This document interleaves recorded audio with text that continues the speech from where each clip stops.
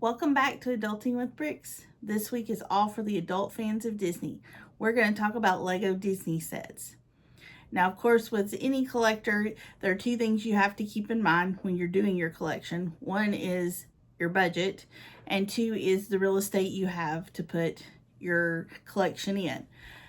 And so, of course, with this in mind, I'm pretty particular about the sets that I get. So I don't have all the Disney sets by any stretch.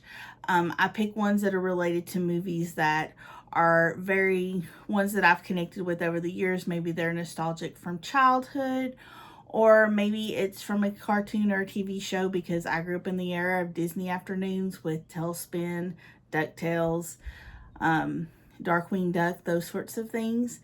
Or maybe it's from even younger, from the age of, I remember watching Winnie the Pooh on the Disney Channel back when the Disney Channel first came out in the 80s. So the things that I pick and choose look to have in my collection are, of course, in around that, or just our general love, my husband's and my general love of Disney. So one of the first sets we ever got was the mini castle from Walt Disney World.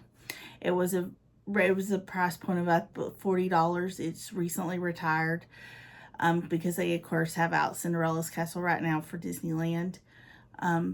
And we do not have that one. But they've done several of the Princess Castles. But that was the very first one because, again, knowing where real estate. And at the time, I was not ready to let Disney and Lego out of certain spots in our house.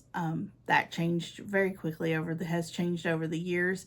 But at the time when those sets were out, we were keeping it very confined into up here in this room, which happens to be our guest bedroom, and then into my husband's kind of main cave nerd area that we usually eat and just hang out in. So things were being very much limited where they were. Since then, that has changed. There is Lego all over this house. There is Disney now all over this house. So those are things that any collector needs to keep in mind. And then, of course, from there, because we do have a whole shelf dedicated to the Haunted Mansion, we did get the Haunted Mansion set unfortunately, it's from Disneyland, and I really wish Lego would do a small version of one for Disney World, just because, again, that is our home park. Haven't made it to Disneyland yet. Hope to one day. But that is the one set because it is our favorite ride of all time. We decorate for Halloween at that with all kinds of Haunted Mansion stuff. That was the next one we got. And then after that, the Villain set came out. And I can't explain why I wanted this set so bad. But I got the Disney Villain set, and that is very funny because I am not into the villains really that much at all. I mean, there's a few that I kind of like in the form of like Hades and a few of those. But then I got into the Disney Villain set. And of course the Villain set was cool because it showed in that set the end of the original Disney princess, one of the original Disney princesses in Sleeping Beauty, and that was probably the first princess I really remember. I do remember seeing Snow White as a young child, but the one that I really remember was Sleeping Beauty. And then, of course, with 1989 and the whole Disney Renaissance on the set is very much The Little Mermaid, Beauty and the Beast, which we'll talk about as being my all-time favorite. And Aladdin, which were the beginning of that Renaissance period. It also has throwbacks to one of my other favorite movies in the form of Peter Pan and Hook, because the back of the watch here is Hook's hand on there. And I do love the live action version of Hook, and just the whole thought of never growing up, which clearly can't imagine why I would identify with that. But that was one of the very next sets that I got into. After that set, I wanted the 100 Acre Woods. Like I said, I remember watching Winnie the Pooh as a very young child on the Disney Channel, actually when they had both the cartoon and they had a live action version of Winnie the Pooh where the characters were adults dressed up in Winnie the Pooh, Tigger outfits, kind of like you would see in the parks, but they were replaying the stories from Winnie the Pooh. And so this set I love it because as you come in, you see them, they're sitting around a campfire, they're reading a book, you have the whole group. And then of course in the back, they're at Pooh's house. So Pooh's house can be displayed two ways. When it's open, you can see all the details inside. They include like a bedroom, extra honey pots up in the attic, random sticks. It has a living room area. Or you can do it closed so that it looks like they're going to walk into his house, which I love that about it. So depending on how your shelves maybe are configured or how much real estate you have, you can kind of configure this set to fit in with that. After that, we moved on to the Up house.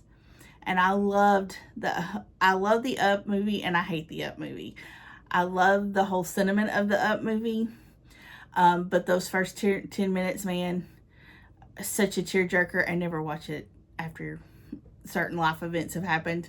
But yes, that set has been very iconic, especially with the balloons, because I also have a big thing for balloons. But that set is very much an iconic set and a very reasonable price point, especially now. This set is still out. The set is has gone from like $35 I think right now, or it was recently during Amazon Prime days. I think I've seen it marked down at Walmart and Target recently for around 40 tops. I think it's been around 37 though. But this is a good set to have. It doesn't take up a lot of space. You could easily do it on a tiered shelf, even in like a 13 by 13 cube. But there's a lot of detail to it. You have on the front, of course, all the wonderful colors that were part of but the little garden hose in the front for some reason is just spot on and just makes me kind of crack up when I see it, because if you're a homeowner, you get it. But then again, the detail inside, the bedroom, the entryway, the living room with Carl's recliner, and even the TV upstairs are very much just iconic to that movie. And of course there's also Doug and Russell with that set, and a little side build with the mailbox and with the extra balloons as if they're putting those balloons on the house. So just there's a lot of playability here if you also have kids. So if you're somebody who's maybe doing this with a niece or a nephew or your children, you know, you can both be involved in this. I do have a niece that's 5 and she loves to come over and pull this one off and play with it. So that's just an idea there. From there, we moved on to the 100-year camera from the 100-year collection. And from that one, it was just iconic. And that one actually resides downstairs at our house in our living room underneath a old-time Walt Disney World poster. Just because it's showcasing all the movies, all the iconic things that are about Disney, and it came with a little Walt Disney minifig, and it was just one of those things we had to have because my husband's also into cameras and graphic design, and so for us this was just very reminiscent of our personalities and who we are. And then the most recent sets that are still out for sure and definitely worth picking up are next the Stitch house. Of course you have Stitch in the red one, and you have Nani and David and Lilo and Mr. Bubbles. And there's a lot of detail to this house. It looks like it came right out of the cartoon. Like some animator made a Lego set. And it has the surfboards. And then when you look at it from the back, of course the back is open, and you have all the little details. You have the bedrooms, you have the washer and dryer, you have the kitchen where they fight. So there's just a lot of detail here with lots of Easter eggs from the movie that are worth to see. One that's the biggest out of all the sets I have for Disney, and the one that holds the most special place in my heart, is the Beauty and the Beast castle that came out this year. So this was a birthday gift. This holds a special place for 2 reasons. One, this is one of the first movies I remember going to go see with my grandparents. Also, Belle is my princess, because that was the one that I always identified with. She was kind of the strong heroine who could take care of herself but loved books.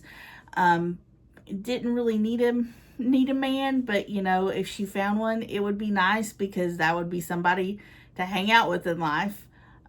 So kind of reminiscent.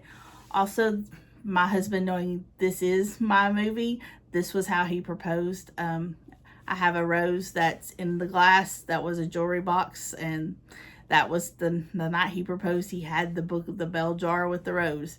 So this one is very much iconic of that. And as you can see, the detail inside is astounding.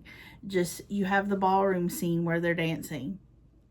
You have the whole Be Our Guest scene, and where it turns and Lumiere's there. And if you look behind the Be Our Guest scene, you can even see the stove and the china cabinet with extra plates and dishes and a sink. And you have the wardrobe that opens into this cute little extra kind of hidden room.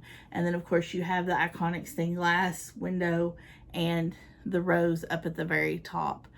So this is by far definitely one of my prominent display pieces is this set. But the one that I've gotten the most recently was when Lego did its 2x points a couple of weeks ago and had the several gift with purchases.